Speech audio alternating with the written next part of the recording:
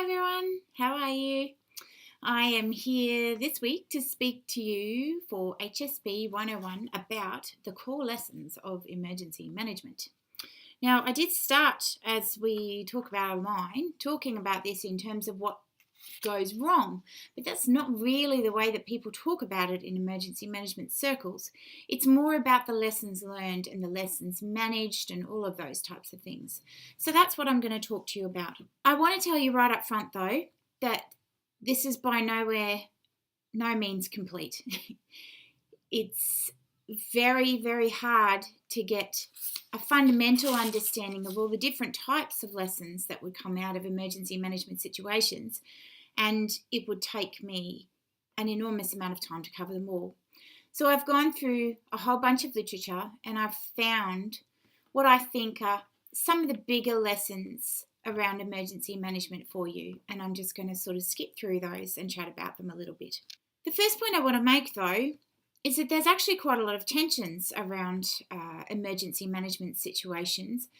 And this is because we often get different reviews, inquiries, royal commissions, all of that sort of stuff that say one thing, and then the research literature over here says something completely different.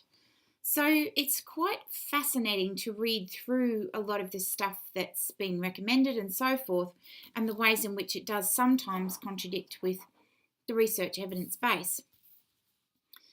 So Arklay talks about the reluctance, in the Kilty review, the fact that there was a major reluctance to embrace technological innovation in the Kilty review. But then the overwhelming majority of research, of course, tells us that relying on technical solutions alone can be really dangerous, and ignoring the cultural factors in particular can be a pretty, sort of a technological deterministic way of doing things. So they found that it was particularly one of the pitfalls of command and control organisations. They're very much focused on technologies and moving forward and making things quicker and all of that stuff without perhaps thinking about the other cultural factors that, having the technology determine the situation sometimes overlooks. There's another one that came out about the fact that people were relying too heavily on relationships, and they talked about how that made systems unsustainable. It could well have been a Kilty review again, but I can't remember. Apologies. But we've got quite a bit of research now that argues that well-established and trusting relationships are absolutely crucial in disaster management responses. So we can clearly see here how there's very clear tensions between 2 points that have been talked about in relation to emergency management, in one way or another. So I guess it's always good to think broadly about these concerns.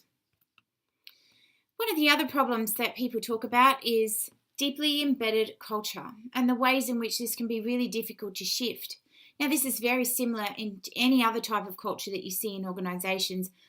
A very obviously, very sort of well-known example of that would be looking at business cultures, be looking at police organisations and police culture within those organisations, those types of things where it's very common to talk about culture as something that's recalcitrant and difficult to shift, because a lot of the time the people involved that are sustaining the culture, they don't want to change. They just like it the way that it is. So Kilty particularly talked about what they called a cultural divide between the police service and other emergency services in the review that they did of the floods. And that if the seamless and integrated government approach was to be achieved, then we need to be able to shift that cultural divide between those service providers. Related to that is what I can't remember who talked about this one either. I'm doing well today. Long-term intransigence, apologies, hopefully that's correct, among agencies is a problem. And the idea that, in fact, I think it was Arklay, the idea that people are not willing to make those changes. So intransigence is a refusal to change one's views or to agree about something. So this cartoon here demonstrates no, that way, demonstrates this quite well. It says, I want you to find a bold and innovative way to do exactly the same way it's been done for 25 years. And that's a bit awkwardly expressed. But nonetheless, you get the idea.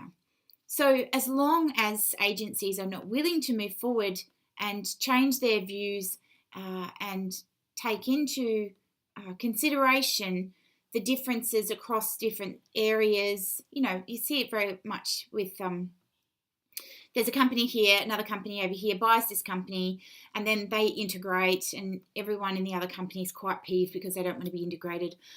That sort of stuff really takes a lot of working out. And you have to have everyone on board to make change work quite well. So as long as there's intransigence around those types of moves and not being able to agree across different organisations and so forth, cultural change is going to be even more difficult. There's also a need to improve community engagement and communication. Now, interestingly enough, this has been a very common thing that comes out of a lot of different reviews around emergency management situations. But sometimes it can depend on the situation as to what the issues are in particular. So George and Stark particularly talk about this broad understanding of the notion of sense-making and the fact that communities have a lot of valuable sense-making expertise that's often being ignored by people in emergency management environments. They think, well, I'm an official, I've got my little bit of a degree, a bit of an expert on this now because I've been doing it for 10 years. I'm just going to ignore what those community members over there say. So those types of things can really impact the way that emergency management situations happen. A really good point here is made, I'm pretty sure this is from George and Stark as well, and this was around the Brisbane floods. And it says, in the hours before the floodwaters hit, community members became important sources of information regarding the impending risk and how best to prepare. On Tuesday, the 11th of January 2011, the residents were warned that a flooding emergency was imminent, but residents in low-lying areas were given little information. The informants in this particular research project complained about the problems they experienced trying to access formal sources of information about their exposure to risk. So while they were advised through electronic media, radio and TV to access available information from Brisbane City Council website, the info wasn't really correct a lot of the time. It was out of date, or of course it was inaccessible because the website was crashing because everyone was trying to access it at the same time. So there's a very intricate relationship here between engaging the community, between communication, and most importantly, what we talked about last week, which is the provision of public information through certain channels. And this is a very common outcome from different forms of review. It seems to be one of the major ones that comes across. And in each different situation, we'll find that the focus on information changes depending on what they want, what they're suggesting needs to be done. One of the other things that people talk about a lot is the need to improve interagency communication and collaboration, not just community collaboration and communication with communities. So Arkley talks about how very top-down hierarchical command and control approaches to policy making are being increasingly challenged by more collaborative, flexible and network models of governance. And we see this a lot where the different types of approaches that different organisations take come into conflict with each other. So for instance, the very hierarchical rank-based structure in police organisations or in ambulance organisations may be found to be something that works against appropriate and timely responses in an emergency environment,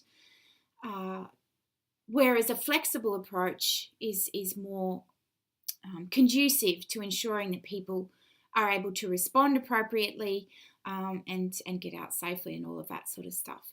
Now, don't get me wrong, I'm not saying that police organisations are really bad at emergency management, not by a long shot, they do a great job. But a really good example of something like this would have been, I don't think it was involving a police organisation. I'm struggling to remember. Anyway, no, I can't remember who it would have been that would have been actually approving the message.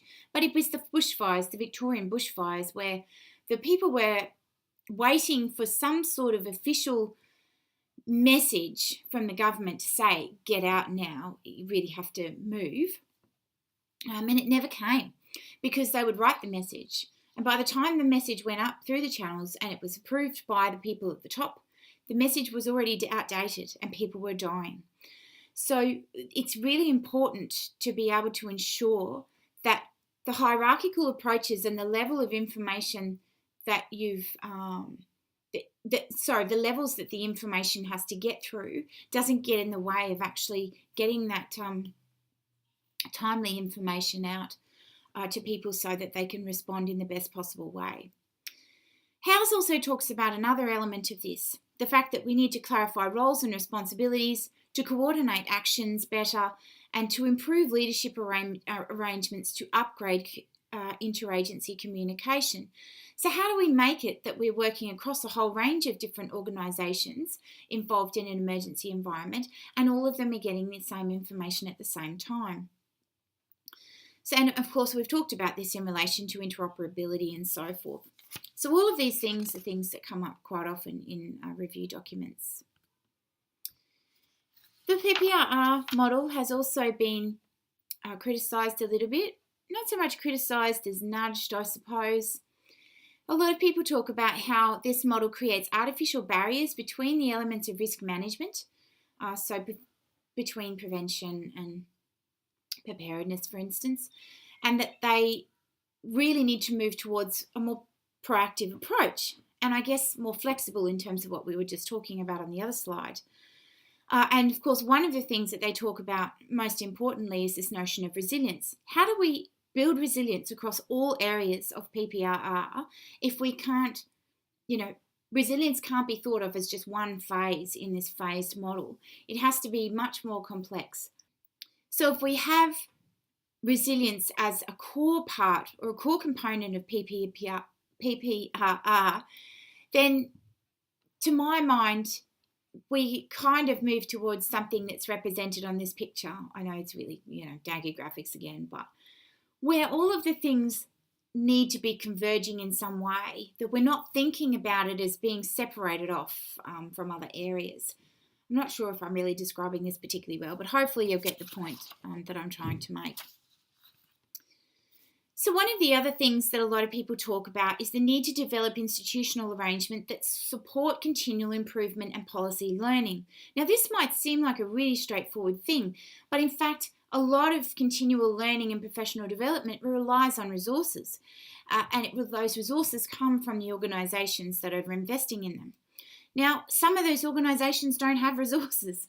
So you might be part of a police organisation where typically the funding comes from government, and you don't really have a broader capacity to ensure certain levels of staff development. And if there are massive funding cuts, that sort of stuff will go. It's just a reality of the financial times that we live in. So those types of things can get in the way of developing institutional arrangements to try and support that continual improvement and learning. House specifically talks about this. They talk about how all government organisations have to respond to rapidly changing economic, social and environmental contexts, and they need to redesign their structures and procedures to be able to enable that continual improvement and policy learning. So what they do instead is that they need to redesign their structures and procedures so that they can continually make those changes and keep ahead of the latest developments in the field, so to speak. Social inequality is a big one. And I'm going to talk about this over a few slides because this is something that comes up very, very commonly. In fact, I'd be hard-pressed to think about any research at all that I've read where there hasn't mentioned social inequality. And in fact, we have a lot of research. I almost said what my son says, which is not appropriate. We have a lot of research now that tells us about all of the different dimensions of inequality, well, not all, most, and the different ways in which they are impacted by emergency environments. So, for instance, Cho talks about the Japanese earthquake and how this particularly impacted the elderly. They made up 54.5% 5% of direct deaths as a result of the earthquake. But they also made up 89% of what they called disaster-related deaths. So this is after it's happened, and that was because of disaster-induced mental and physical exhaustion rather than the tragedy itself, rather than the actual, the hazard agent itself, right? So this is really, really important, that a lot of the different reviews and things that we see coming to fruition as a result of these emergency environments, people do tend to talk about how we need to actually address these things before the natural hazard occurs. So socio-spatial inequalities may widen without appropriate policies to allocate resources to underdeveloped areas and vulnerable persons. And of course, there's a whole range of different types of vulnerable persons that they're talking about here. Dominique Howes talks about this and just lists off a whole bunch of different areas. You can see there's an image here that's related to women, and that's related to women, that talks about how we need to support these people in times of disaster so that we can get, so that they can get through unscathed. But the different types of groups that we're talking about are women, obviously, ethnic and racial minorities, the poor or people living in poverty, the elderly or the old, as Schenker calls them, the young youth populations, and of course people with disabilities. And in fact, we've got quite a bit of research now that says that, particularly around disability, that disasters actually amplify pre-disaster disability-related issues and create what they call a concomitant increase in the need of services. So because the issues with the disability get worse after the disaster, then all of these people with disabilities require the services all at once. It's sort of a convergence thing that happens. It's quite difficult to work through. But there's other groups as well, and I just wanted to talk through some of the LGBT stuff for a moment to give you a sense of what the concrete issues just are for one group, okay? I can't do this for all of them. That would require an entire unit. But to at least give you a sense of what some issues are. So for LGBTIQ people, it depends on the person that you're talking about as to what the issues are. So for instance, if we look at transgender people in Katrina, one of the things that they had troubles with were when they arrived at the evacuation shelters, the people there that were running those shelters would question their gender because their gender that they expressed on their bodies and with their clothes didn't match their documents that they had. There were other circumstances, particularly around lesbian and bisexual women that were in Haiti at the time of the earthquakes over there, and they experienced what's called corrective rape. I don't know if you know the background about that, but that's the idea that, you know, it's very homophobic culture over there. So we take all of the homophobic people and shove them into spaces with people, of course, that are subject to homophobia, and it turns out pretty bad. So people react in quite extreme ways. Now, corrective rape is the idea that we can cure lesbianism or bisexualism or whatever you want to call it by being raped. You know, oh, you're just a lesbian because you haven't had it from a real man yet, that type of stuff. I'll fix you and, you know, make you straight. It is not very common in Australia, thankfully, but it is unfortunately extremely common in areas like Haiti, in Africa, in some other areas of the world. Very, very common, particularly for lesbian women. There's others, such as in Haiti, again, the churches blamed the LGBTI communities more broadly for the earthquakes, saying that it was God's way of punishing them for LGBTI people. And of course, when they were talking about those things, they often subjected LGBTI people to quite severe forms of violence after locating them in shelters and so forth. Intersex folks are denied food and shelter on quite a regular basis, but they also found, particularly in the 2004 Indian Ocean tsunami, And they did this because they didn't have a clear gender. Again, it was like this sort of the questioning of the gender of the transgender folks that they presented to the emergency accommodation, and they would say, well, no, you don't, we don't know what you are, go away, more or less. And of course, something that impacts pretty much every category, and in particular gay men in these circumstances, is that they would often be manipulated into exchanging sex for food or money so that they could survive, depending on the circumstances. So this just gives you a sense of some of the issues that are impacting this particular community, because I know this community a little bit better. You can find heaps of information out online about race and ethnicity, about women, about the issues around the aged, about issues related to people with disabilities. But LGBTI communities, they're quite, unless you access the databases and stuff, it's quite difficult to find. So I thought I'd talk through those to give you one example of what it can be like for a marginalised community. And of course, all of these things are things that we need to address in various ways through training and so forth, so that it can be a lesson learned and something that's not perpetuated down the track. Now, the absence of stories of failure is an interesting one. Now, we talked a little while ago, I think it was last week in the media and communication one, about the fact that quite often the media doesn't focus on the worst hit areas, and they talk about areas that are fairly well okay. But Cho's research has found that without showing the stories of failure, it means that their vulnerabilities are not addressed.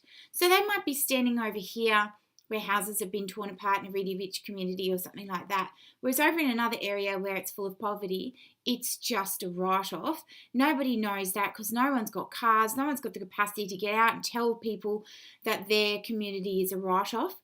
And so therefore they don't get resources coming to them quickly in terms of response in particular, and they often find that down the track it takes them a lot longer to access, rebuild resources, etc. as well. So Cho says another set of vulnerable persons included those individuals who are unable to rebuild their lives through their own efforts. Although the media frequently broadcast touching stories of reconstruction activities, they rarely report stories of failures. And I think if you remember back from in Katrina, I think one of the stories that I shared with you, if I remember correctly, was one where a woman was talking about how 10 years on, she'd still got only $150,000 to fix her house, and there were substantial portions of her house which were falling apart and were not fixed because the circumstances were so dire with trying to get money from people organising the relief efforts for Hurricane Katrina. So Cho argues, of course, that drastic action must be taken to overcome pre-disaster vulnerabilities to ensure that people are getting the responses that they need. Something else that I read about was the impact of well-meaning, untrained, and often disorganised volunteers, and how this creates a lot of difficulties. Now, this is genuinely interesting. It's not something I was expecting. George and Stark talk about this in relation to the Mud Army in Brisbane, which is why I've got the Brisbane floods. It's why I've got these images here. That a whole lot of volunteers went in and they gave huge amounts of their time to try and help the folks that were impacted by these floods. But this often created a huge amount of emotional and psychological stress to people who were affected by the flood disaster, as well as damage to property. It created stress because you just had this convergence of volunteers who were not organised in any way, and then the person whose house was affected, who is in severe state of shock, has to try and manage and organise those volunteers. Do I need to get them food? Do I need to do this? Blah, blah, blah, blah, blah. And they're not in any state to actually think through those processes, which is why it's more useful to try and wait for, the organised, more formal ways of doing those processes. They also created a whole bunch of damage to property where they would go into people's houses before they actually got permission, and they would start throwing furniture and stuff out on the street without their permission. And a lot of the times perfectly good stuff with just a bit of mud on it was damaged and unusable because of the way that they sort of went in like a bull at a gate, and I didn't ask permission and didn't let people work through stuff at their own pace, I guess. So there was very much a need for those affected to coordinate the large number of volunteers, and that was very difficult for them to work through when they were still in shock.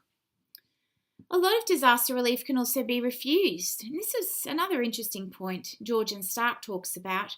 Local forms of disaster assistance can be resisted because of complex feelings of guilt.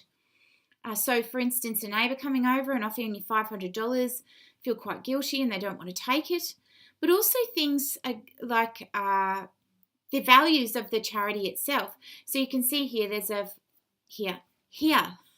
there's a picture of a local priest that's providing food in, I think it was in Maitland, to people in an emergency.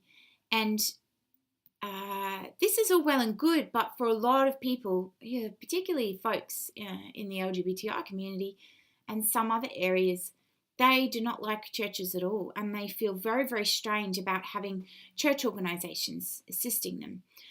But there's also the opportunity then opens up for discrimination and so forth in circumstances where it's church organisations helping those types of vulnerable communities. So this is a very complex area too. In addition to that, in relation to relief stuff, non-community based relief may also not be welcomed.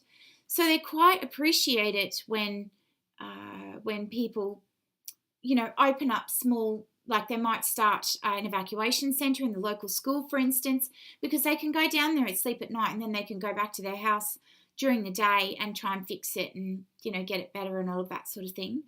And then go back to the evacuation shelter. But oftentimes, think places like organisations like Red Cross don't tend to work that way. They tend to work in a way where they put an evacuation shelter right outside of the affected zone, which is fair enough because it reduces the risk. But it means that people don't have access to their homes and so forth, and they can't really move forward with what they're doing because they're literally just sitting there waiting for stuff to happen. So even though we see images like this of the Red Cross helping people and people are welcoming them with open arms, it's not always the case that it is actually welcomed. There was a really interesting study that Keating et al. Did in 2016, looking at what they called PERC, which is post-event review capability. And they came up with this specific method where they went through and they analysed the reviews of a whole bunch of different emergencies. And it's a really, really interesting process. So you can see here we've got floods in Europe, we've got floods in Boulder, a storm in the UK, but again, floods. Floods. So it's all floods related stuff, but nonetheless, it talks through some of the key issues that came out of all of these review reports. And I thought I'd talk to you about what those are. So when they were focused on looking across all of these documents and analysing the key issues, they found that the hazard frequency and severity are increasing, and that must be, taken into account. They also found that most vulnerable groups need to be incorporated into planning, response and recovery, and this is something that was lacking across every area that they found. Vulnerability of critical infrastructure was another key area of concern. It needs to play a more prominent role in disaster planning. Again, one of the things that's raised a lot around bushfires is, should we, put the power lines in above ground again? And a lot of people, of course, would argue it costs a lot more to put them under the ground, so we'll just put them up above ground again. But at the end of the day, it's probably safer to put them underground so that they might not be so badly affected by fires in the future. So thinking around the vulnerabilities of critical infrastructure is pretty important as well. Improving forecasting in terms of large events and storms and things like that. Early warning systems really, really save lives. That's what they found, is that as long as there's a good early warning system and people get out, it means that the natural hazard is not going to have such a huge impact. Successful response operations often involved the institutional capacity, and it was guided by the capacity of that organisation moving forward. So in order to ensure that we continue to be successful around mitigating natural hazards, we need to be able to ensure that everyone's got the capacity within institutions to do that type of thing. Improving incentives to build back better. So ensuring that government has built-in processes where if someone's lost their house, let's rebuild it for them in a sustainable way, and a way that's not going to be impacted by hazards again. So for instance, they talk about how houses are built in order to withstand tornadoes and things like that, all of that sort of stuff. Recovery support must be designed carefully and implemented carefully. That was an overwhelming majority point that came out of a lot of areas. And there's an urgent need for a disaster-informed investment and land use planning in terms of how we, stop erosion so that certain areas are not more susceptible to floods and so forth. There's also disaster-regulated environmental planning, and the fact that it's really effective and should be the first line of defence in any circumstance that's possible. So when they talk about environmental planning, a good example of this would be after the Japanese earthquakes, and the fact that a lot of the people chose to rebuild in different areas on higher ground, so they wouldn't be impacted by the next tsunami. There's no doubt there's going to be more tsunamis in that area. It's just a matter of how we prepare for them in the long term. Well-designed, maintained, monitored physical defences, so things like flood levees and so forth, they're certainly effective but can increase the risk in the long term. So they need to think about all of those types of things as they're going through. Need to improve disaster risk awareness information, obviously. There needs to be cross-jurisdictional coordination, and this is hard, but it's really, really important, as well as more community engagement. So that just gives you an overview of all of the different types of things that they found in their analysis of all of these reviews. And it's one of the few that actually overlooks quite a lot of different reviews at once, so hence why I wanted to share it. It's quite a lot of negative stuff today. So I thought, rather than me summarising all of those points that I've just made, I thought I'd end my summary today with a nice note. Now, this was in earthquakes in a part of Europe. I can't remember which part of Europe because I've got a crap memory. But this quote really struck me as I was reading through the materials. One beautiful thing I remember about those days was being together inside the tent. In the evening, we went to bed together, we talked, we laughed. We thought that when we would have to go back home, we would miss these beautiful tents, these beautiful little tales, this laughing, this being together. In fact, that exactly happened to me, and the same experience happened to many of my friends. As soon as we left the tents and we went back home, we felt alone, and we were left only with this memory of being together. But that is still a beautiful thing. I really liked that. I like the fact that this person has focused on a positive thing that came out of such a negative circumstance, and the fact that moving forward, they've probably got something to hold on to if it ever happens again. They'll think, well, I get that nice positive moment happening again in my life. So I thought I'd end on that note today. Thanks for listening, folks. Apologies for the very long waffly lecture. I hope it's useful. I'll see you all soon. Have a great week. Bye.